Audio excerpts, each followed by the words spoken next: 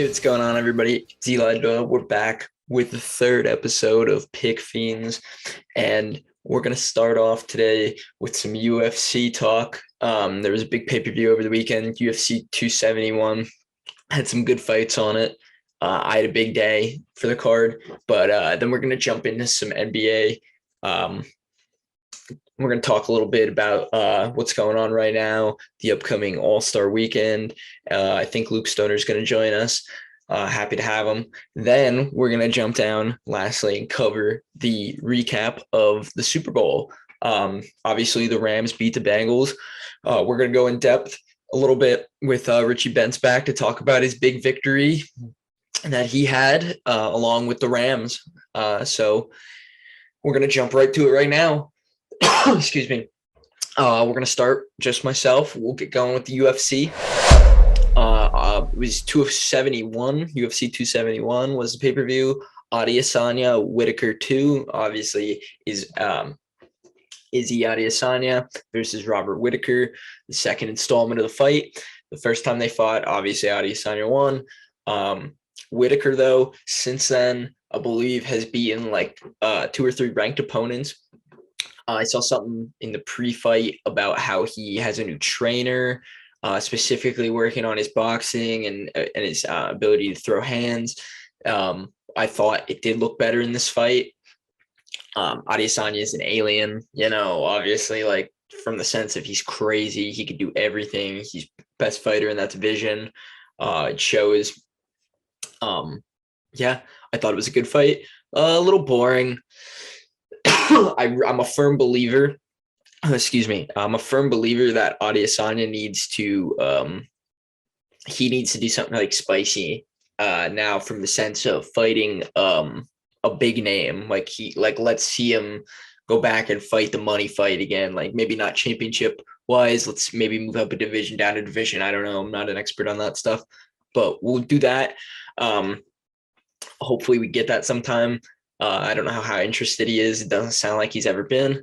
But besides that, the fight below that, heavyweight fight,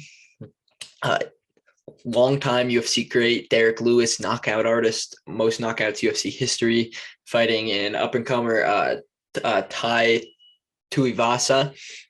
The guy's beloved. He's the guy that's doing the shoey. After he knocks guy out, he's been getting up on the cage, and the Nelk boys are always there, and one of them's throwing him a shoe and a happy dad, and he's shotgunning it and dumping it in the shoe, and then doing the whole thing. It's awesome. He's but the question was, his size and his fighting style. Would he be able to stand up there with Derek Lewis, Ngannou, Zaragan, guys up at the top of the division? And, I always personally said that 11 was a super low ranking for him. Like this guy's good. He has not only the it factor of like the superstar, but like he has, I don't know what he's done differently in his last like 4 fights, but he's an animal now. Like we just see it all coming together. He like, so like, for example, I don't think he honestly could have stood toe-to-toe in a stance and knocked out Derek Lewis, just because Derek Lewis, experience, he's done it, most knockouts ever. But besides the fact he's so like that reach, I mean, it's close, but like the size, I mean, Derek Lewis is bigger, broader, everything, getting in tight with him. It just didn't look good for him, like to just stand there and do it. Obviously could be done, but it didn't look good. The big blow of the fight was Derek Lewis was up against the cage, the octagon, and Ty landed like a forearm elbow right along his like head as was already up against the cage. Boom, knocked Derek Lewis right on his feet. The hammer fist started coming down. It was over. A lot of people told me Derek Lewis winning this fight, this kid doesn't have a chance. I'm like, you must never watch this kid then, pal, because he is pretty damn good. And I literally don't even know what else to say about it. Like, he's an athletic freak. What he lacks in maybe the genetics, like, and what you want in a big fighter, a big broad fighter, he's just an athlete, and he's pound for pound pretty strong. it feels like he has a a fish you got to watch out for because it's coming.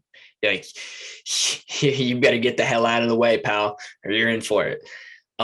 Besides that, like he can throw his feet around. He's, like I said, he's very athletic. We've seen him go to the ground a little bit. You should probably stay away. I don't know. Or competitor, I guess. He seems to be an adaptive fighter, and that's always good when you're on this, kind of celebrity uphill battle. Besides that, myself, the uncrowned UFC gambling king, did go 5-0 on the main card. I think I'm like, I don't even know, like 14-3 or something, 14-4 in my last how many I bet. I just think UFC is pretty easy to bet. As long as you're pretty in touch with the product. I'm not, don't get me wrong, I'm definitely not the most in touch guy at all, but like I do my homework and I study. And I hit them all. We started with my guy Bobby Green, been around forever, legend of the game. There's no way that kid was gonna.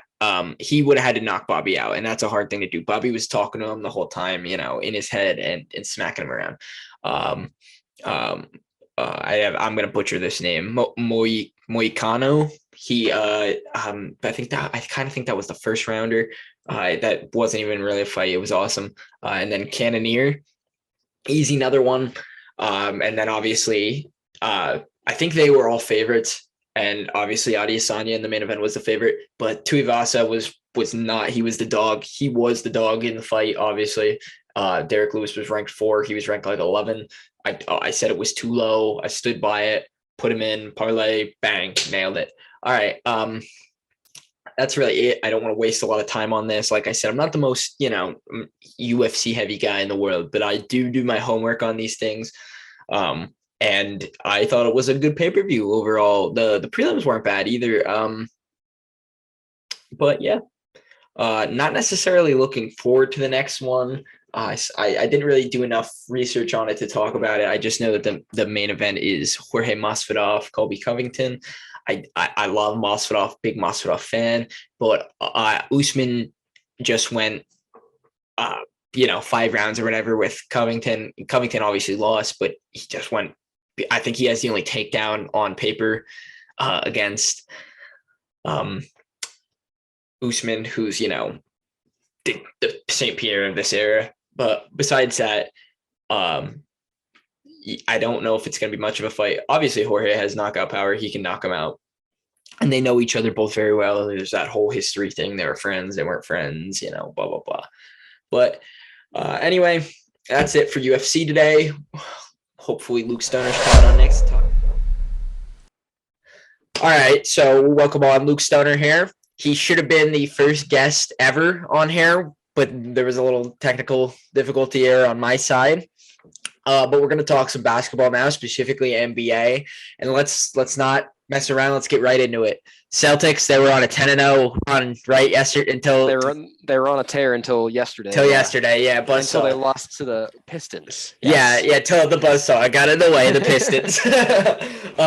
What did you think about the moves the Celtics made at the deadline, acquiring Daniel Tice, Derek White? I feel like they did something else too. And then they just dumped dead weight essentially. Yeah, I know Schroeder, went in a deal and stuff. Yeah. But I mean, so they trade, as far as actual good pieces they traded away, it was basically just Dennis Schroeder, and then in the other trade it was Romeo Langford and I can't remember his name. Josh Richardson. So yeah, I was gonna say Josh Richardson. Jay Rich was actually good. And I wish I just didn't feel like he was a fit, Like, oh, he's great off the bench and all, but like he was a good off the bench wing guy. Overall, I'm very pleased with it because in this episode that we did that didn't air, I said what I wanted for the Celtics was like a backup kind of stretch 4 kind of guy because they have they used to have Schroeder and Richardson coming off the bench, but now they have Derek White coming off the bench, Grant Williams. They're a solid kind of guard and then kind of small forward kind of wing guys. So they're good there. We didn't have that big. We had fucking Enes Freedom, So he's hot in the buyout market right now. Yeah, we'll see. But yeah, so basically we upgraded from Enos to Daniel Tice, which is definitely I'm good familiar upgrade. face too, familiarity. And then Derek White is great. He's essentially a Marcus Smart 2.0. Yeah. Not the best shooter. He won't, blow your socks off on offense, but he's one of the best defensive guards in the league, and he's good passer. He's slides right in for when Smart's not on the floor, or they could play him together and go small, have those two, Jalen Jason, and then have Rob Williams out there.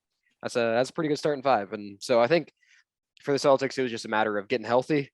They had guys out for a while, and just kind of having that opportunity to mesh kind of with the new lineup and everything. So yeah, I think they're going to be good. I don't, even as a Celtics fan, I don't see them getting past really like the semifinals probably, because I think the Bucks, Bulls, and then maybe the Nets if kind of they figure things out, and then the Sixers obviously as well. I think they're probably below those four teams. Well, speaking of the net, or not the Nets, the Bulls. Let's transition. What do you think about DeMar DeRozan just being on an absolute killing? Because I can tell you now that football's over, from a betting perspective, there's a couple guys right now that I'm just on every night. Julius Randle's one. Julius Randle, they disrespect him every night. They give him like a 23.5 over under in points, and he's always good for like 25. At least right now. And then the other one is DeMar DeRozan, because they consistently give him like 28s and 29.5s, and he's just dropping 30 like it's nobody's business. What's the opinion on him and the Bulls out there? DeMar has put himself in the MVP race, for sure, because it's kind of pretty open right now. Like, you have Embiid in there. He's without Simmons in the lineup, he basically got Philly to the 4 seed by himself. And he's been putting up huge numbers. And then obviously you have Jokic in there again with the potential to repeat. Giannis is always kind of going to be in the mix.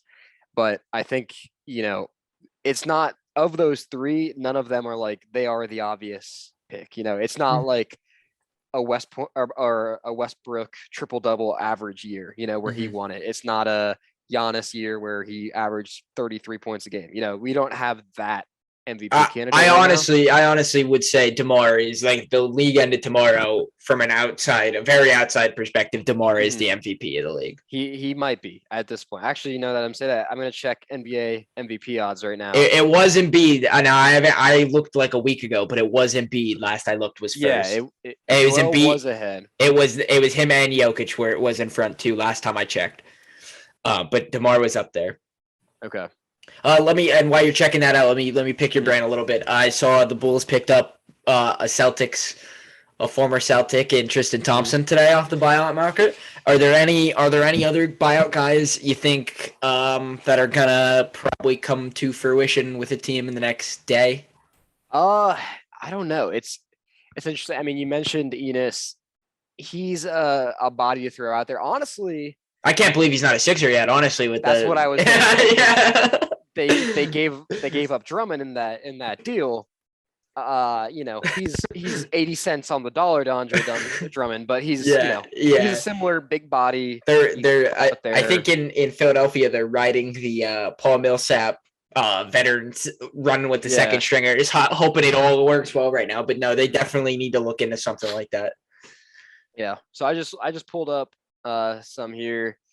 I think so. Okay, so they have Dennis Schroeder hasn't been released yet, but Houston stinks out loud. Like they're in tank mode, and I think Dennis is a guy. If he's in your starting lineup, he's going to average 20 points a game. So I think he runs it back. I think the Rockets might cut him.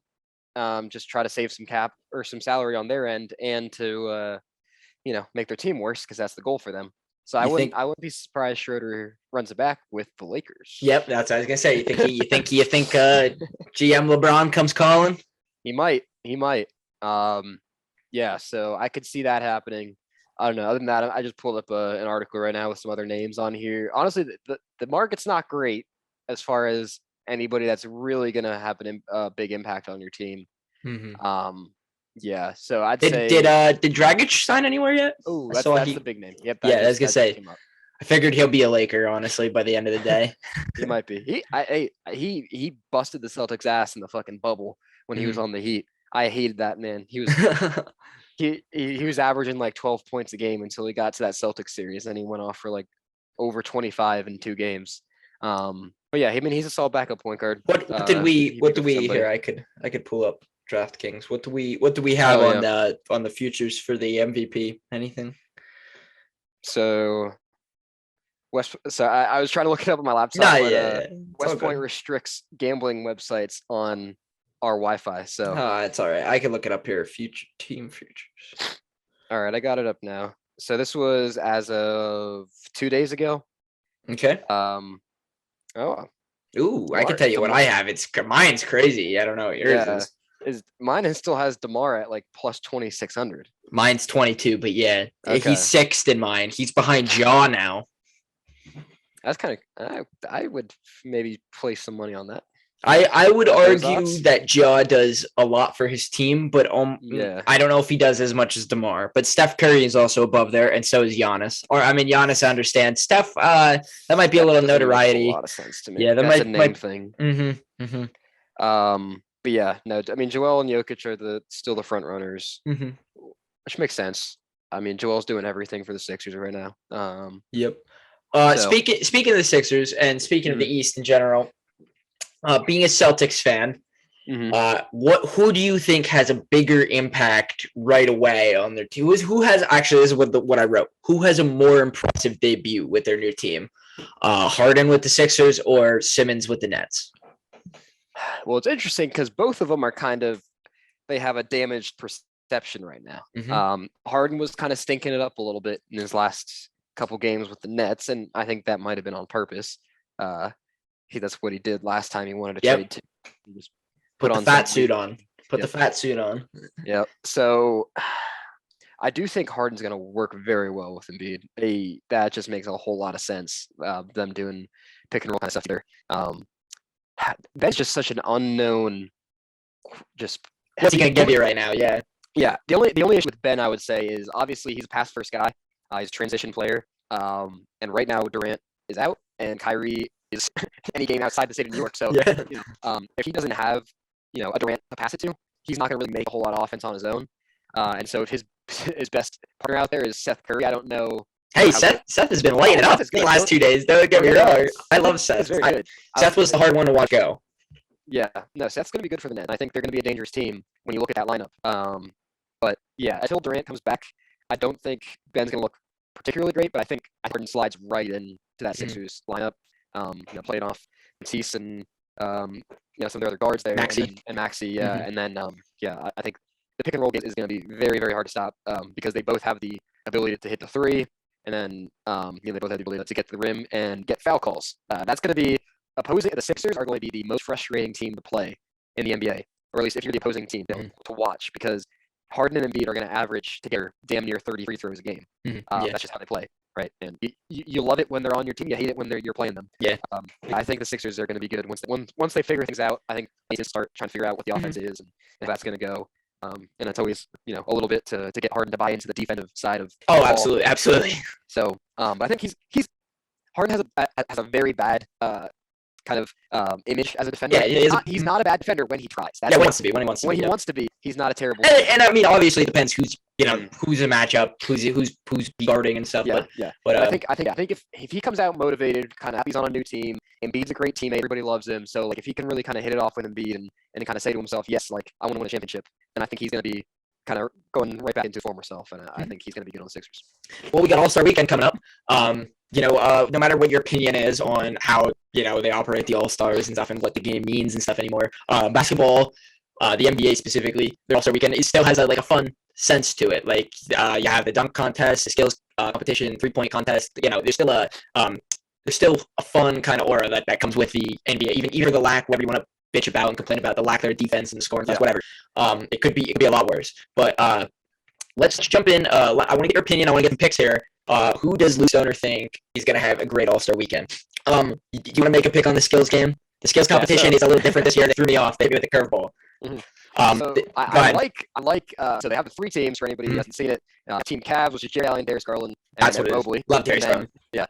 great. And then the Atenakupos, so the brothers. Yep. And then the Rooks, which is Scotty Barnes, Cade Cunningham, and Josh Giddey. I like Yeah, Rooks, not specifically for just Josh. That man. It's not the Antetokounmpos, let's be honest. I mean, Giannis might win it himself, but I don't know what the other two brothers are going to be able to bring in terms of how they're scoring thing. The rookies definitely looks off the Cunningham and Giddey alone, just like I'm like, okay, great. And then for Barnes and that's great. But I mean, I wouldn't sleep on the Cavs. I definitely wouldn't sleep on the Cavs to win it. And it's actually before I knew that it was going to be teams. Over the last 2 or 3 years or so, a big man has actually won it every year, and so it's kind of. I think Sabonis was last year. I think Cat might have won it. I forget exactly the other ones, but yeah, the bigs actually don't too horrible. And so your first kind of thought when you look at Jared Allen and Evan Mobley too, so it's kind of out there. You may not, but if this trend continues, the Cavs might win it. We might look into something here. Next we have the dunk competition. It seems to be if not the favorite, definitely that in the 3-point competition kind of dominate it. I would say the dunk competition is more exciting to watch. But the 3-point competition has had its years, don't get me wrong. Yeah. So in the dunk competition, we have Cole Anthony, Obi Toppin, Jalen Green, and I'm going to mess this one up. Juan Toscano. Is that right? Toscano? Toscano. Close enough. Okay. Whatever. I'm not picking him anyway. For me personally, because you're the expert on this, I wanted to pick Obi Toppin or Jalen Green to start, but I think I'm going to go Cole Anthony. I don't know why. Just a feeling. Yeah, no, I think Cole Anthony. I would pick maybe Jalen Green because he can jump out of the gym like crazy. Yeah. That man is insanely athletic. Obi Toppin is a great dunker, good in-game dunker, but in the past, usually like the big men kind of have style points. Yeah. You know, Obi Toppin and the big men who have been in it, like a Serge Ibaka or somebody like that. Serge. They're great in-game dunkers. They're powerful. They're great. That's exactly who you want to see. Throw down in-game. But Jalen Green, I think, is the person who has the potential and the athleticism to do some Zach LaVine type shit. And that's I feel like too. Wins it. So but yeah, I think Cole Anthony's in the same category as Jalen Green as well. So if there was some high odds, Cole Anthony wouldn't be a bad pick either. So you're going with Jalen Green and Cole Anthony. All right, fair. That's good. 3-point competition then. All right, you ready? I'm going to start shooting them off at you. All right. We got CJ McCollum, Trae Young, Zach Athlete, Esbane, Luke Kennard, and Patty Mills. Right off the bat, I like this because I like this here because there is no. I mean, Trae. Don't get me wrong. Like Trae Young is like a volume, could be light out, shoot with anybody. But I like that there's no Curry brother or Joe Harris or you know what I mean. Like I like that there's no absolute machine just like down. Like I like that. With that being said, I'm going to the guy that I think is the closest 3-point machine on here, not named Trae. I'm going with Fred VanVleet. I can't say his godforsaken name, but I'm going with him. I like it. So yeah, I think VanVleet was one of the ones I was thinking about. Him and Patty Mills are the odds-on favorite right now. I just pulled up the numbers. Don't sleep on Patty. No, I don't know. Of this list here, I'm looking at some of the odds as well. Trae is obviously a big name. I'm gonna be attracted to that. I think he's gonna be good specifically because he has that Steph-esque quick release. Yeah. And so shoot. I think people underestimate how difficult it is to shoot the ball 25 times in 60 seconds. You got to have a quick release going. And so I think Trae's gonna be kind of at home there. The only other one I throw out there is Zach LaVine because I don't know. He's a 2-time dunk contest guy. Now here's the only thing. He might have had some? I did read that he's having some. I don't know if he's necessarily having some knee problems. Keeping an eye on, but he's getting so I don't know how much he's gonna be playing. But I won't hold that against you if you do. I know I was gonna say I know he was having an MRI scheduled to be done on his knee. Like I said, I don't know how that affects his. I'm sure they would rather him not. Yeah, you play All-Star Weekend. Yeah. Yeah, absolutely. Oh, it just said a tweet said he's cleared to play in the All-Star game. So okay, so I guess he'll be out there. Yeah. So the only reason I'm throwing it out there, I don't know if there's ever been somebody who has won the dunk contest and 3-point contest. Good point. And so I think because of that, he's gonna try out. He's gonna try out on this. Yeah. I think he's the kind of guy he's shown it. Some guys kind of show up for All-Star Weekend, kind of treat it like a joke, just have some fun. He's not that kind of guy. So I think he could be pretty good, and he's at plus 600. So if you're looking for some potential, love it. I do want to pick that. Okay, and for the last part of All-Star Weekend, then obviously we have the big game itself. And we have a draft format now. It seems to be more engaging and it keeps the players a little bit more interested, I guess, and stuff. Not a problem in my mind. We have Team LeBron versus Team Durant. We don't need to get into who's on what team or anything, but when I did take a quick scope of the rosters, I'll tell you what, Luke, I've never bet against Joel Embiid in my life. Like I hate doing it. Yep. I'm going with Team LeBron because I think LeBron absolutely just stacked his team. I think KD picked his friends more of a sense. I mean, we saw the video of the whole Harden, kind of they're not. Is he hurt? Oh, he's hurt now. He ain't hurt now. He's blah blah blah. But I think just on pure talent and points, because obviously points is the whole, weekend. It feels like they don't love playing defense. I think last time I looked, the over under was like something crazy, like 300s. Yeah, crazy. Yeah. And the craziest thing about it is it'll probably hit because, like I said, scoring fest. I'm going with Team LeBron. Do you feel like opposing me on this? So I was looking through it. The only thing I would say, and I think I agree with you. I'll circle back to Team LeBron and why I agree with you. The only thing I would potentially say for Durant is he does have the more young guys on his team, more first Yeah, no, definitely. All-Stars. And so I think a lot Hungry. of it is guys who are hungry. It's the first time in the All-Star game, or even if it's somebody like a Jason Tatum where it's not his first time, still a younger guy, still trying himself as a superstar. And so if you look at the lineup here, you got John Morant, Jason Tatum, Andrew Wiggins, LaMelo, let's see, Zach LaVine. I think this is his first time All-Star game. DeJounte Murray, Cat. Yeah, so you got a lot of young guys who are either in like their first game. So I think a little more hungry. Might be out there. Absolutely. Counterpoint as to why I agree with you on Team LeBron. These All-Star games, the first 3.5 quarters don't matter. It's the fourth quarter, yeah. it's the last 5 minutes of the game. Yeah. And so at that point, who has better starting five? It's clearly LeBron, but not even close. Yeah. I think I read like 4 or 5 names off of his, and I was like, phew. I mean, the starting lineup is Giannis, Steph, or LeBron, Jokic. That's a stupid stuff. So I hate betting against Embiid. I just really do.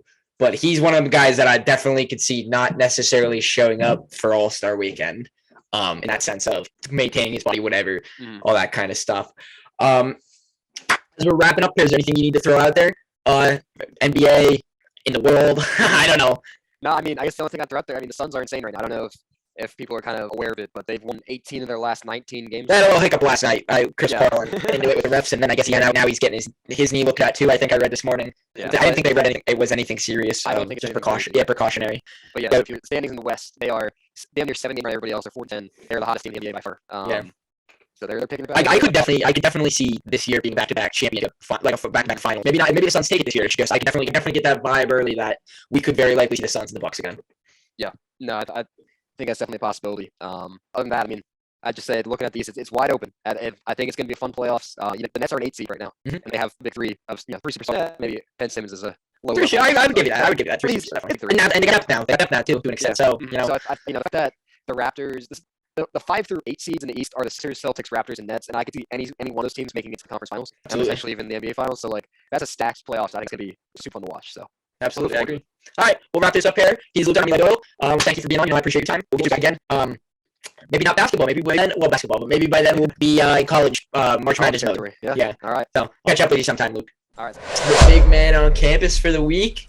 Just jump in, tell us, how did you feel after they said, after Cooper Kupp took that stage and they announced him as the MVP? How did you feel? What was it? What were it was how many to 1? 60, 20, something? I don't even know. Like 65, 66 to 1 or something. Yeah. Yeah, crazy shit. Buddy, I almost cried, honestly. That is a hit, buddy. That's a big hit right there. Listen, what did I tell you? The first thing I told you when you were like, I'm betting this way back at the beginning of the playoffs. I was like, if they get there, I hope it hits, because I mean, it's not a ballsy play, but it's a big time play. It is a big time play. Yeah, wide receiver, man. Big brain move. Yeah, what wide receivers get MVPs though? You know what I mean? Not much. Cooper Kupp is different though. Yeah, he's built. So I mean, you had that big bet. You hit blue on. I mean, I don't think you bet it, did you? But blue on the Gatorade. You nailed it. Heads, nailed that. Heads. Buddy. Oh God! Don't even get me started. Tails. And then McPherson gets the ball. My other big bet, the touchback. No touchback. I bet. As soon as McPherson was kicking that ball off, I was like, oh, he's gonna kick this shit out of back of the end zone. So me and Everly were actually talking about this when we were at good old friend Tootsie House. So I was thinking about like the Heat, the Heat plays effect there. Like, how like the Heat actually makes the ball travel farther. It's like it makes it expanding air, Yeah. So like that was like my take on that, because everyone was like, yeah, dude, I have like no touch. Well, you know me, I listen to McAfee show, and his big take on it was why there hasn't been touchbacks is because I guess that ball, as soon as they kick it off, goes to the Hall of Fame. Okay, so I guess in a normal game, kicker balls are different. Like they're the same ball, but they like, they swap a ball in almost every if not every 5 couple plays, every drive in itself. They definitely do.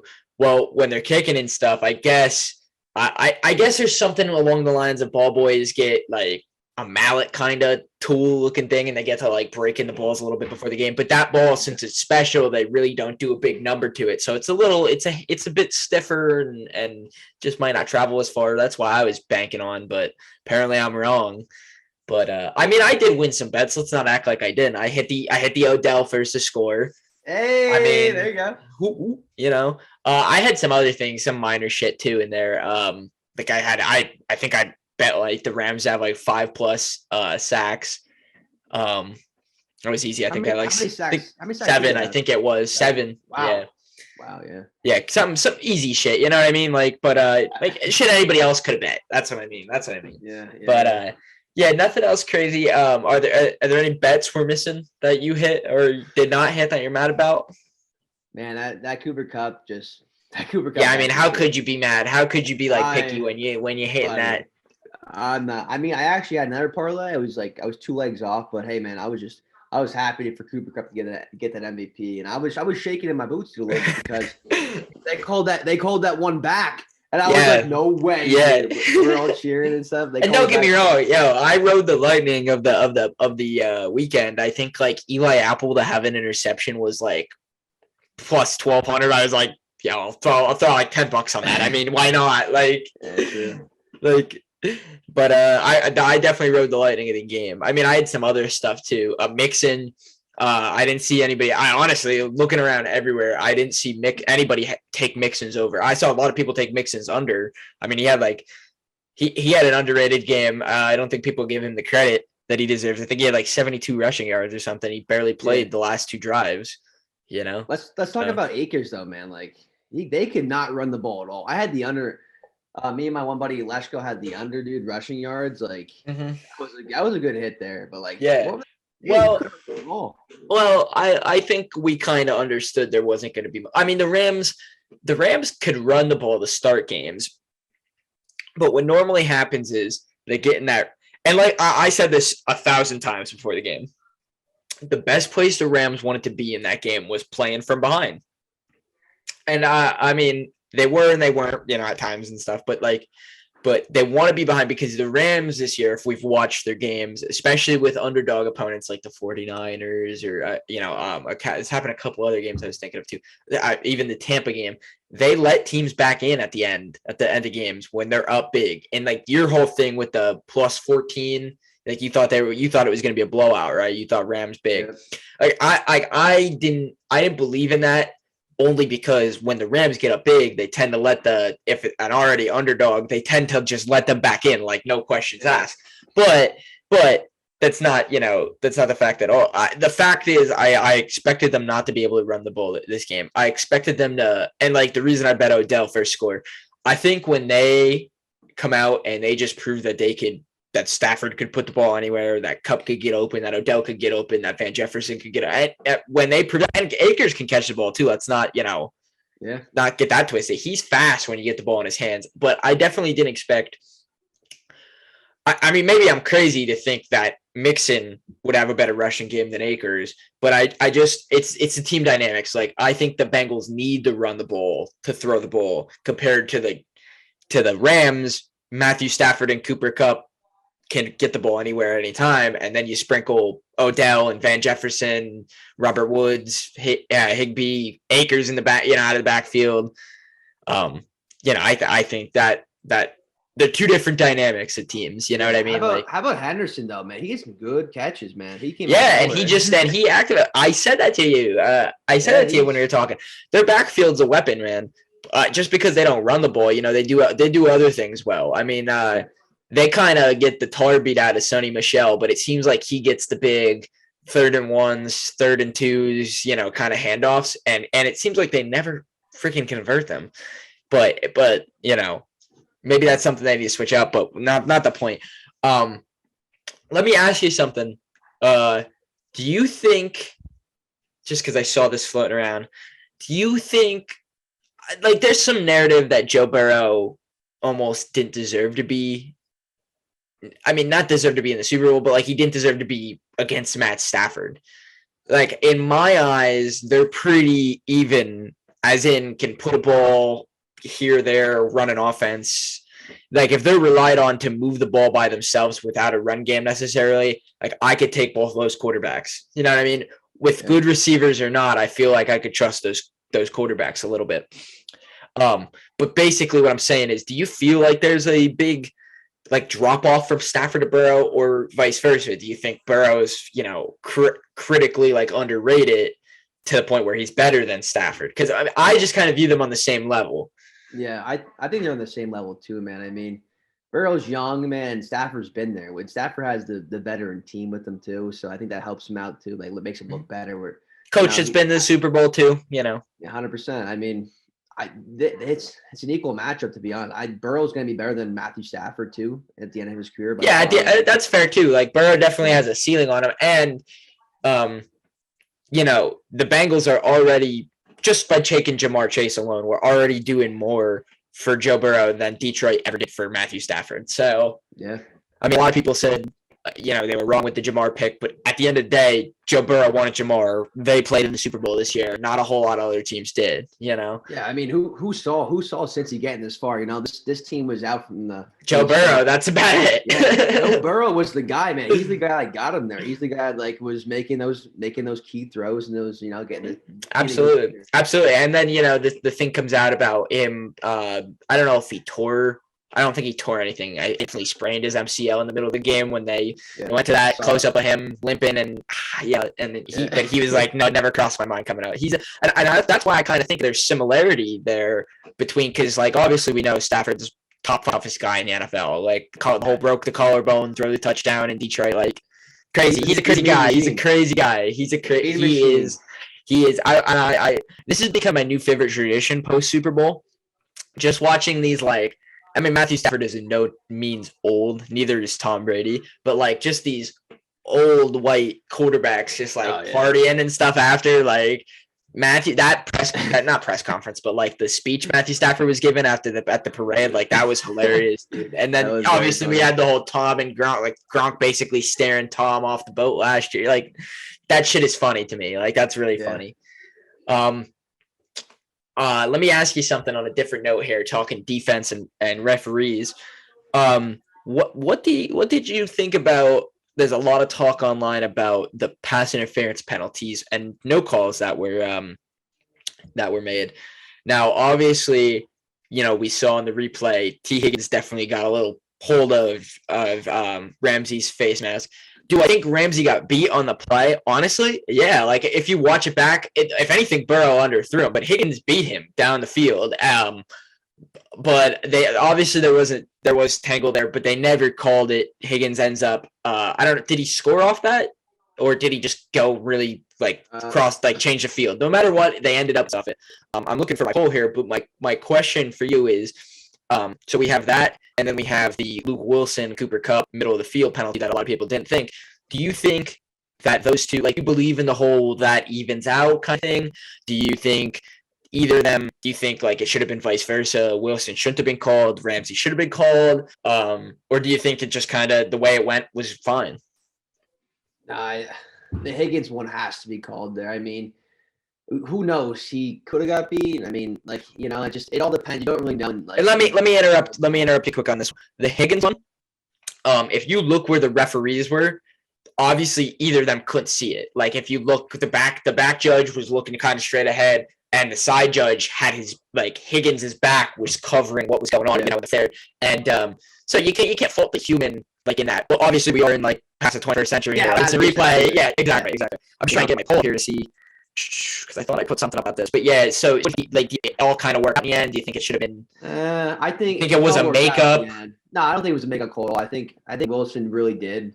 Out of my 11 votes here, so the options I had were you know, did it change the outcome of the game? No. Both calls were fair, or miscall makeup. You know, fair kind of crap. That is leading the last one, miscall makeup call. Crap, you know, is leading by it's not even close. I guess it's 73% to 27%. So, I'll probably put that down below here. But yeah, I definitely believe in, like, make calls and stuff. I wish they would anything. Like, I wish we just get to a point where, like, okay, ref made a bad call, we'll get past it. But you say you're in the 21st century. Replay we might even be past 21st century. We should I don't know. Like, yeah. Anyway, yeah, you're right. There should be replay. It's going to be a $1 billion industry like the NFL. Like, we don't already have this kind of going. And if you remember back, I don't know how big of an XFL fan when we were 6 games in. But their replay system is impeccable. It was literally a guy sitting in, like, a booth wherever their headquarters was. He had, like, almost like an unlimited, like, Skycam like rotation, and he had an Xbox controller, and he would just sit there like, yep, that's a penalty. Like, if they asked on there, he's like, yeah, it is. Like, he would do all the zooming in for them, and then the referees made the call. But yeah, it does boggle my mind that we can't get that kind of stuff out in the day and age that we are. And then my last big question for you here was, and you're biased shit because obviously you had Cup winning We had a bet on that. But there is the major discrepancy. Who should have been the MVP in the Super Bowl? Cooper Kupp is the obvious choice to winner. Then people made the case for Matthew Stafford. They said, well, that the whole game. I can't argue with that. Or there's just a man that was walking around just saying for weeks now, and left and right and putting the game away at the end there, Aaron Donald. Do you? I mean, obviously, so you're biased. So you obviously want Cooper Kupp to get the MVP. But do you think there's an honest case for Stafford or Donald to either be in the conversation? Yeah, I wouldn't say I'm biased. I mean, I 100% agree with Cooper Kupp should have got it. Like, even with having that, that's because look what he did at the end of the game. I mean, he had 2 touchdowns, 90 yards, and yards there at the end there. But he was the only guy he was going to, as you saw. They had him on 1 yard too, and they tried QB sneak. They couldn't get some cool. I think Cooper Kupp is just saying to Calvin Johnson. We never seen it. In no means height, built different genetics and things. In fact, and well, yeah, you're right there. But I mean, obviously, he is starting the most team starting quarterback. But I think it's the sense of Stafford could just look at him. It feels like anywhere he's going to be open. He has a 1%. He's always you could put 4 guys. There's a 1% chance he's catching the ball. You know what I mean? He's just impeccable. He's just different. Yeah, I love watching him play. I mean, I saw someone on Twitter who was having that one play, and he was explain the whole thing. That is intelligence of in football. And credit to McVay, because obviously McVay was a receiver back in his. I think he was a receiver back in his day. But yeah, he is the goat of remembering plays, call back, do this, that, kind of thing. And it seems like he builds the smartest players in the room. I'd actually be very interested to hear Odell, a player who we don't normally ask that kind of questions. I'd be interested to see what kind of effect McVay really has on a guy like that that's replaced has been to get other locker rooms and stuff. And how does he change that kind of how he look at the game differently now he's playing for McVay? But they're all obviously questions that we don't have answers for. Do you have anything to add here? Yeah, second. I mean, the second guy behind Kupp would have got the MVP if it wasn't Cooper Kupp. It'd probably be Donald, just because of what he showed in that game, the pressure he brought on to the Bird. Especially at the end there. It felt like he was. End the game. Yeah, it felt like he was out to put that game away. Yeah, he was a factor. Right? That was and he's just a beast, man. He's one of the best defenders we're ever going to see. Yeah, I can't disagree with you there. Well, it's been fun talking with you again. I'll let you sip on your Shamrock Shake there. I definitely had a little lip on her, but. Yeah, we got her. Had a great time talking. We'll have to get some football seasons over now. We'll have to get some new stuff you can talk about. I have to start watching every basketball game now, Yeah, I'll be dabbling up. This is gonna come after. I'm gonna do sports with Stoner, so it'll be before it, or sports basketball with Stoner, before NBA specifically. But yeah, we'll have to be looking at some new stuff. Hey, we can venture outside the realms of big 3 big sports. I'm crazy, dude. I'll slip this in here. Maybe next week's might be a big one. Maybe we'll have to get you involved in this. I'll put you on the spot here because I know I haven't asked you. So basically, I want to start my own kind of I'm gonna keep track. No big prize or anything, but what we're gonna start doing is keeping track. Newspaper does high school football picks, kind of they keep their records. We're gonna do that for golf tournaments, invitationals and shit. If you want in on that, I already talked to Everly. I have it pretty much made up. Just I mean, it's there's no prize or really anything. It's just we're just gonna see who's and you have to pick winners. We're gonna work out. I'm gonna talk to some people tonight about it. So hopefully we'll start next week with the I think it's the Arnold Palmer Invitational or something next weekend. Right now, today is the Genesis Invitational, and I really wanted to start with it, but it already started, this morning. So, but if that's something that interests you, we could see. I got a couple I got 4 or 5 guys right now that seem interested. Everly being one of them, and obviously I don't know much about golf. So I mean, I can play golf, but I know people. I don't know who's playing well. I don't know who plays where. I don't know any of that stuff. So I'm interested to use it as learning. But I'm gonna I'll pull my Excel up and we'll start going. So anything else? Any other sports you got there in the air? Soccer. I've been on me and her are betting NBA nowadays. I'm just trying to venture out more. You know what I mean? Yeah, obviously, March Madness. I'm trying to go crazy with March Madness. Yeah. All right, we'll wrap this up. I appreciate your time, Richie. This has been another episode 3, actually, Pick Fiends. Yeah, we're moving up there. We gotta get some more views on them. Yes, sir. That's the goal. All right, I'll catch you sometime here. See you. All right, see you, bud.